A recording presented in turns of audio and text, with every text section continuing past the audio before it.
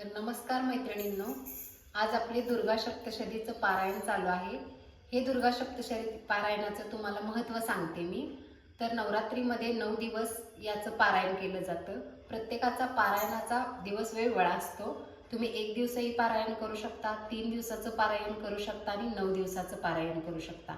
तुम्हाला जे सोयीस्कर असेल त्या पद्धतीने तुम्ही पारायण करू शकता। या पारायणाचं खूप महात्म्य आहे। हे पारायण केल्यानंतर तुम्हाला सुख, समृद्धी, यश सर्व काही देवीचा आशीर्वाद यामध्ये तुम्हाला मिळतो।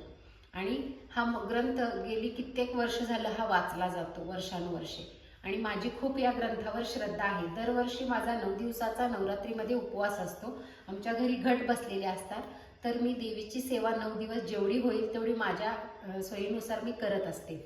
त्यानंतर बघा, हे दुर्गा सप्तशतीचं पारायण करायचं असते। यामध्ये बघा 3.5 शक्तिपीठ असतात।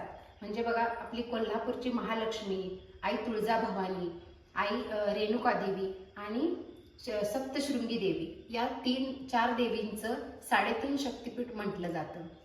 या 3.5 शक्तिपीठाचं महात्म्य असं आहे की आपण यांचं दर्शन केल्यानंतर आपल्या आयुष्यातली सगळ्या सुखाचा प्रकाश पडतो आणि दुःखाचा नाश होतो। हे महात्म्य खूप आहे, म्हणून मी दरवर्षी या ग्रंथाचं पारायण करते। तुम्हीही करून बघा आणि मला अनुभव माझ्या व्हिडिओमध्ये शेअर करू शकता। सप्तशृंगी मातेचं हे जे महात्म्य आहे ते तुम्ही जर 3 दिवस 9 दिवस मनापासून पारायण केलं तर तुम्हाला याचं फळ नक्कीच मिळेल। आणि जर तुम्ही करून बघा आणि मला त्याचं प्रायश्चित्त सांगा की काय होते, तुम्हाला काय फरक पडतोय तुमच्या आयुष्यात। थँक्यू। आणि तुम्हाला माझा व्हिडिओ आवडला असेल तर लाईक आणि सबस्क्राईब करा। तसंच तुम्हाला अजून काही सुचवायचं असेल तर माझ्या व्हिडिओमध्ये सुचवा नंतर।